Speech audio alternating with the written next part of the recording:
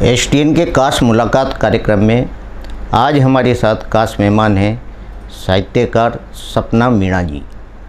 सपना मीणा जी से इनके जीवन परिचय के बारे में हम जानेंगे, साथ ही साहित्य सृजन इन्होंने कब से आरंभ किया, इनके प्रेरणा स्रोत कौन रहे। आइए बात करते हैं सपना मीणा जी से।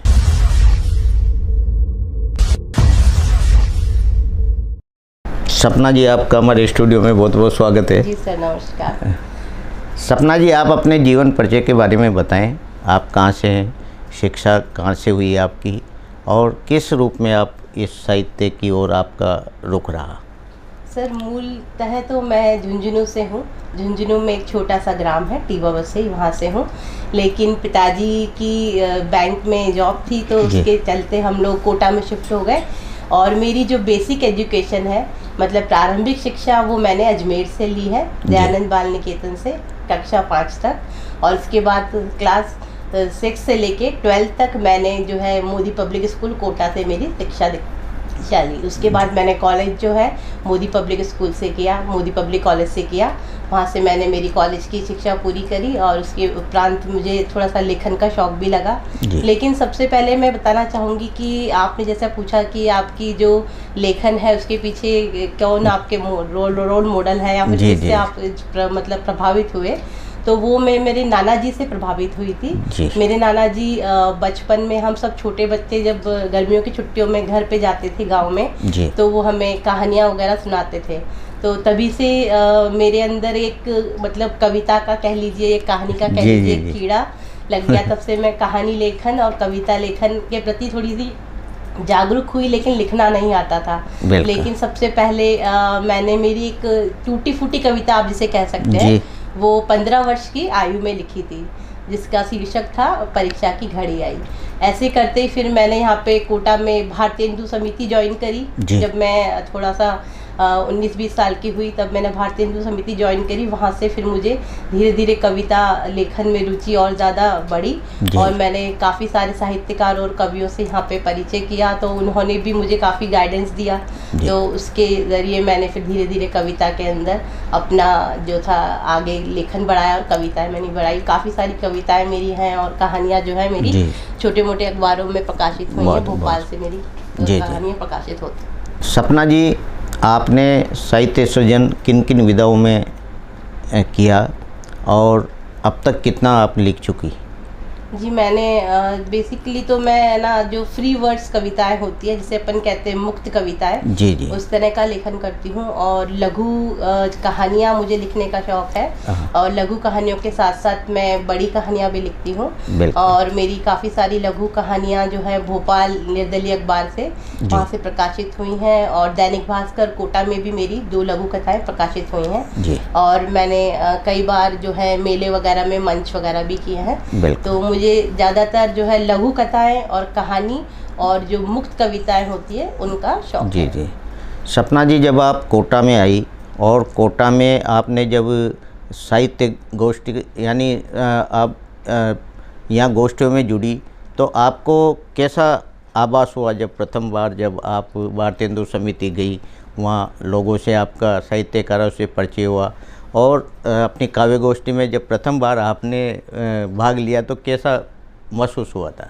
वो जो अनुभव था वो मेरे लिए बहुत ही अद्भुत था, क्योंकि मेरे परिवार में या मेरे जो है घर के अंदर किसी को भी कविता का या लेखन का कोई खास रुचि नहीं है, कोई खास शौक़ नहीं है। तो मैं जब पहली बार गई तो मुझे थोड़ा सा डर भी लग रहा था, लेकिन जो लोग थे वहाँ के, जो साहित्यकार थे, कवि बंधु थे, वो काफ़ी मेरे को सपोर्ट करा उन लोगों ने, और उन्होंने मुझे काफ़ी जो है बारीकियाँ कविता की बताई कि आप यहाँ पे इस तरह से लिख सकते हैं, कुछ जो बंद होते हैं आप इस तरह से लिख सकते हैं। उन्होंने काफ़ी मुझे गाइडेंस किया, तो उससे मैंने काफ़ी आगे धीरे धीरे मैंने लेखन में अपने को खुद को। बिल्कुल। सपना जी, हाड़ौती में काफ़ी साहित्यकार हुए हैं। किन किन साहित्यकारों का आपकी लेखनी पर प्रभाव आप देखने को मिला? सर मैंने हाड़ौती के साहित्यकारों को बहुत ज़्यादा इतना नहीं पढ़ा है जी। क्योंकि मैंने जो है कहानीकार जो है मुंशी प्रेमचंद है उनको ही मेरा आदर्श माना है। मैंने उनकी कविताएं पढ़ी हैं, सुभद्रा कुमारी चौहान की मैंने कविताएं पढ़ी हैं और हाड़ौती में मैंने कुछ कुछ को पढ़ा है, लेकिन इतना ज़्यादा प्रभावित मतलब मैं उनसे नहीं हो कि मेरे को मुंशी जी। प्रेमचंद जी वगैरह बहुत से बढ़िया। है, उन लोगों से हुई हूँ मैं ज़्यादा। जी। सपना जी, आपकी जो लघु कथाएं हैं या कथाएं या कविताएं हैं, जब प्रथम बार आकाशवाणी या पत्र पत्रिकाओं में छपती तो कैसा अनुभव, कैसा आभास मिला आपको? सर वो अनुभव भी बहुत अद्भुत था क्योंकि एकदम से मैंने कभी सोचा नहीं था कि मैं इतना अच्छा लिख पाऊंगी, कि मैं प्रकाशित होंगी, मेरी कविताएं या कहानियां प्रकाशित होंगी। और मेरी कविताएं और कहानी अच्छे से प्रकाशित हुई। मेरी पहली जो कहानी थी वो थे क्या कहते हैं आंसू करके एक कहानी प्रकाशित हुई थी भोपाल निर्दलीय में। तो तब मुझे बहुत ही अच्छा लगा था और वो जैसा ऐसा लगा कि जैसे उस कहानी का शीर्षक था आंसू, तो जब मैंने वो मेरी पहली कहानी प्रकाशित हुई तो मुझे ऐसा लगा कि मुझे भी खुशी के मारे खुशी के आंसू आ रहे हैं। तो वो एक तो वो प्रकाशित हुई थी, एक करके जो मेरी पहली कविता जो मैंने 15 वर्ष की आयु में लिखी थी, पहली कविता वो प्रकाशित हुई थी, परीक्षा की घड़ी आई। तो अनुभव बहुत ही अच्छा था। जी। जब प्रथम बार आप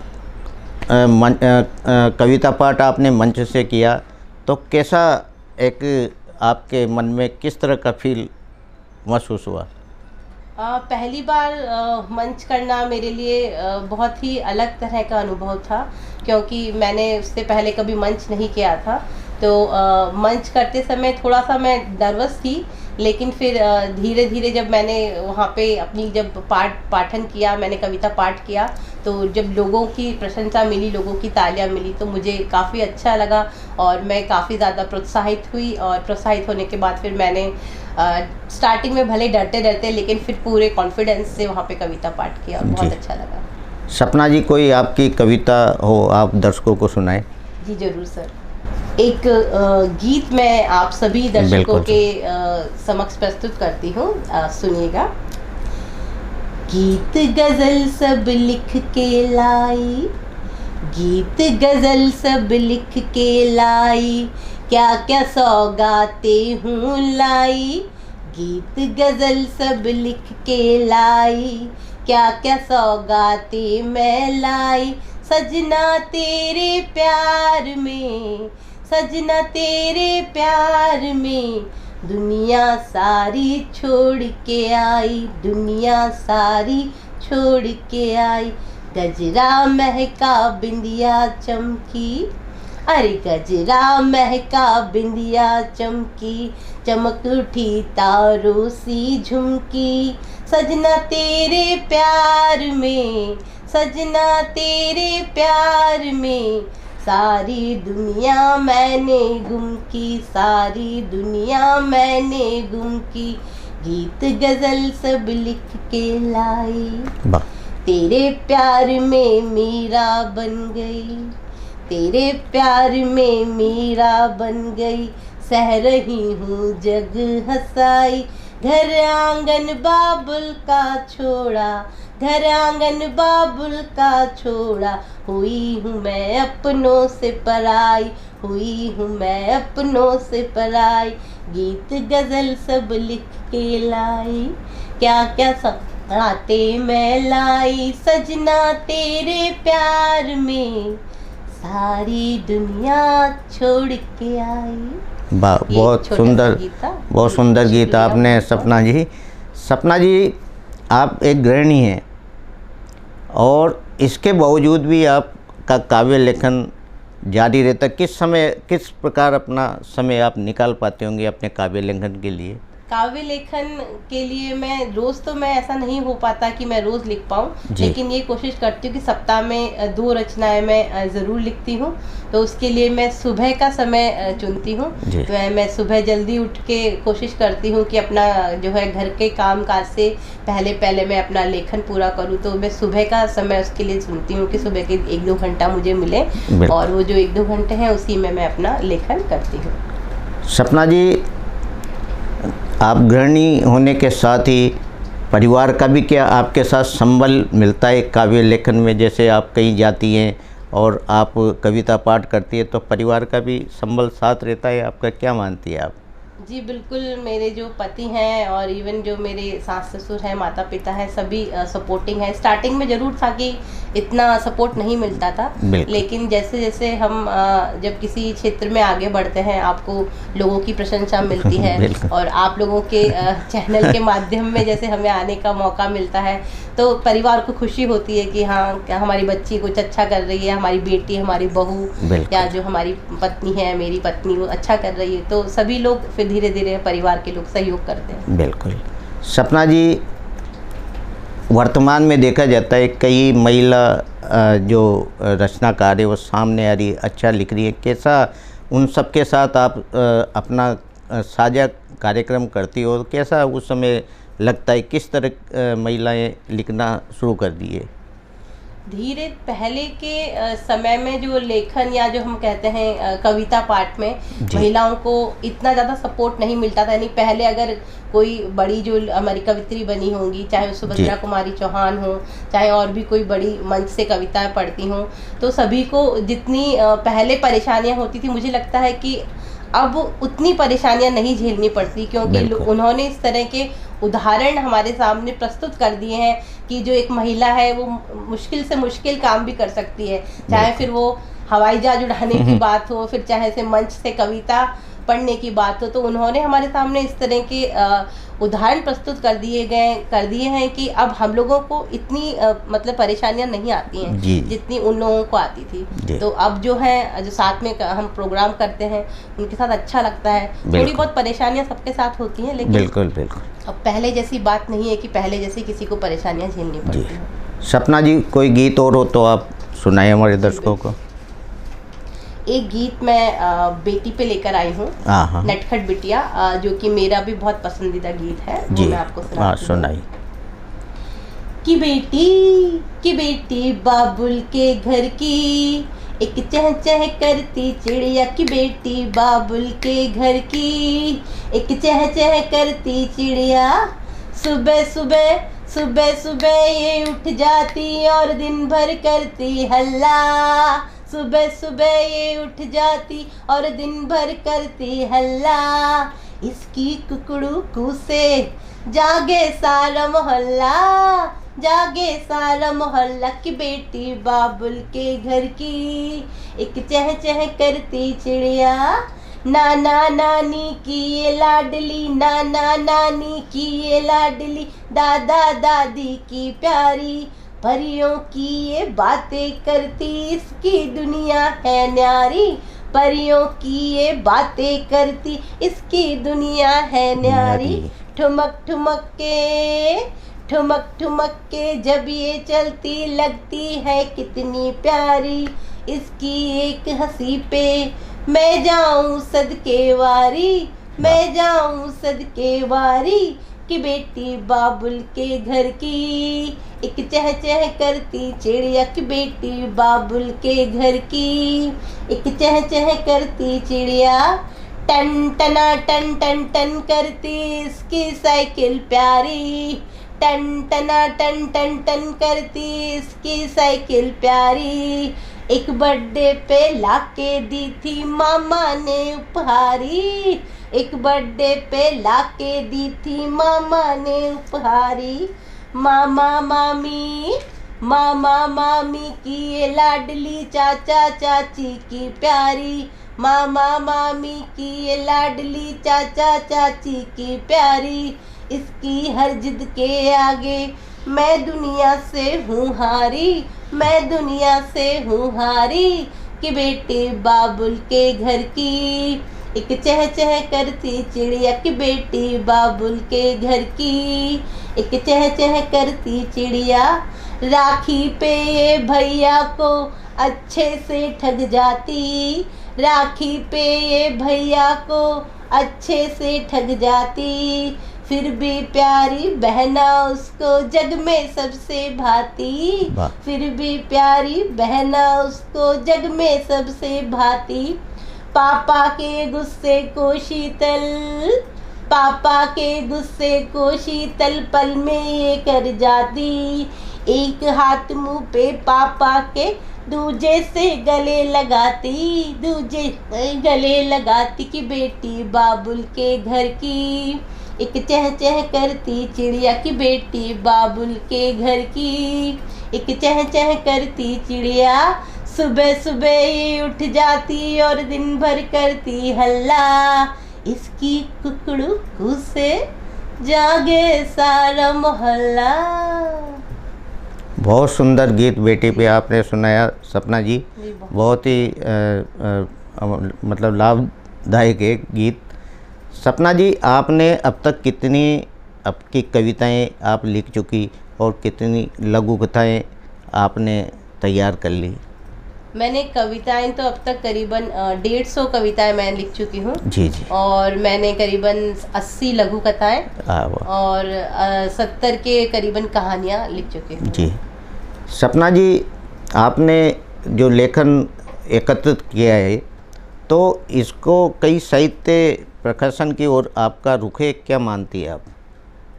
मेरा मानना है कि वैसे प्रकाशन में मेरी रुचि तो है कि मैं इसे प्रकाशित कराऊं, लेकिन पहले मैं सोचती हूँ कि मंच के माध्यम से या जो हम काव्य गोष्ठियाँ करते हैं उनके माध्यम से ये जो कविताएं हैं ये लोगों तक पहुँचे। क्योंकि क्या होता है सर, प्रकाशन कराने के बाद अगर वो कविताएं इतनी रुचिकर नहीं होती हैं तो या तो लाइब्रेरी में बंद होके रहती हैं, अब बंद हो जाती हैं, मतलब उन्हें कोई ना पाठक नहीं मिलता है।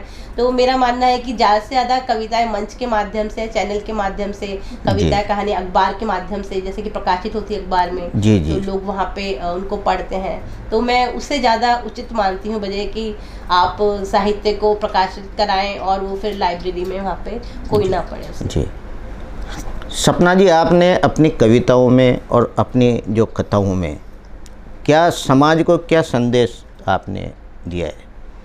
मेरा सबसे पहला संदेश तो यही रहता है कि जैसे कि बेटा बेटी में मेरी काफ़ी सारी रचनाएं या कविताएं कह लीजिए, आप कहानी कह लीजिए, कि उसमें जो बेटा बेटी है उनको दोनों को हमें सामान्य समझना चाहिए, मतलब उनको बराबरी का दर्जा देना चाहिए। हालांकि पहले से और अब तक काफ़ी बदलाव आ चुका है, दुनिया बहुत बदल गई है, लोग बहुत आगे बढ़ रहे हैं, बेटे हमारी बहुत आगे बढ़ रही हैं, लेकिन फिर भी कुछ ग्रामीण परिवेश में ऐसा होता है अभी भी कई जगह कि कुछ जो हमारी है बेसिक जो है उसमें हम डिफरेंस करते हैं कि लड़का लड़की को ज़्यादा महत्व दिया जाता है, लड़कियों को कम।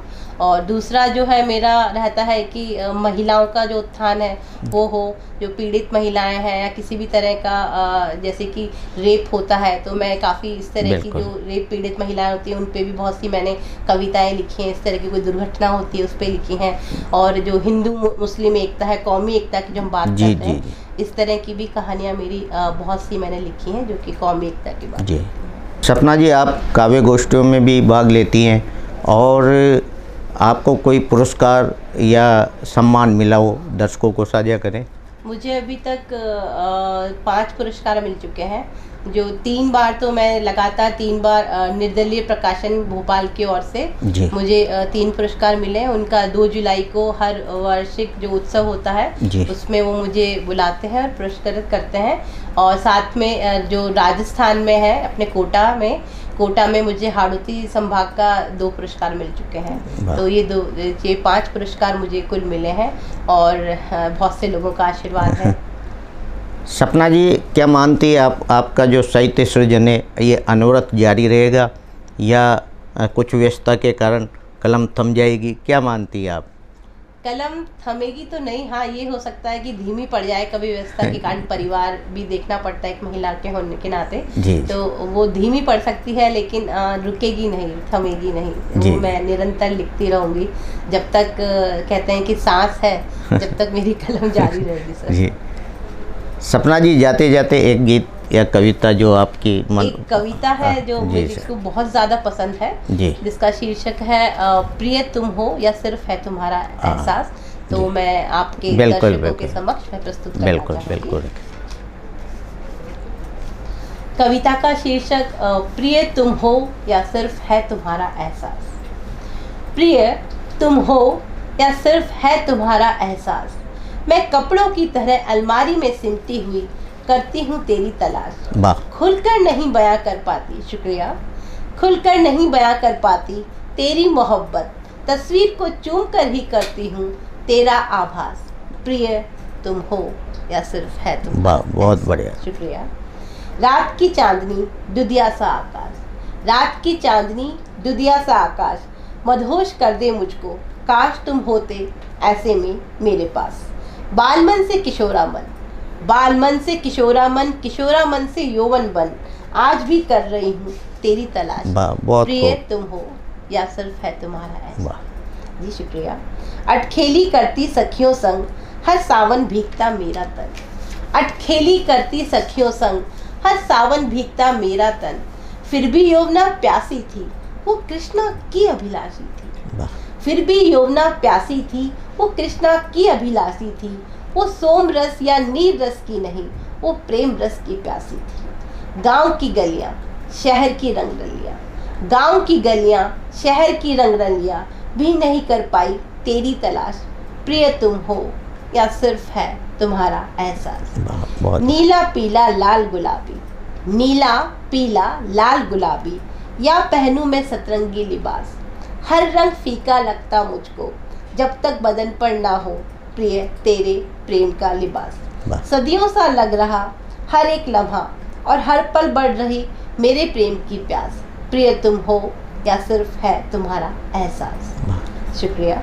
चंदन हल्दी शहद भी अब नहीं निखारे रूप मेरा, चंदन हल्दी शहद भी अब नहीं निखारे रूप मेरा, जब तक साजन ना मिले मदहोश कर देने वाला साथ तेरा। प्रेमिका प्रियसी मधुमती, प्रेमिका प्रियसी मधुमती, रूपमती या अर्धांगिनी बनाकर थाम लो हाथ मेरा, क्या सात वचन क्या सात फेरे, क्या सात वचन क्या सात फेरे, अटूट बंधन और विश्वास का आओ लगा ले एक फेरा, जाति बंधन धर्म छोड़ रस्में रिवाज सब तोड़, मैं राधा बन आ गई तेरे पास, मधुर बांसुरी की धुन पर बजाते हुए प्रेम की धुन, काना बनाओ तुम मेरे पास, प्रिय तुम हो या सिर्फ है तुम्हारा एहसास, प्रिय तुम हो या सिर्फ है तुम्हारा एहसास। बहुत सुंदर कविता सपना जी आपने सुनाई और प्रेरणादायक कविता थी। ये थी हमारे साथ साहित्यकार कवयित्री सपना मीणा जी। सपना मीणा जी ने इनके द्वारा जो लघु कथा कविताएं गीत ये इन्होंने लिखे हैं और आप सब दर्शकों को इन्होंने अपने गीत और कविता से रूबरू कराया। आज ये हमारे स्टूडियो में पधारी, आपका बहुत बहुत शुक्रिया सर।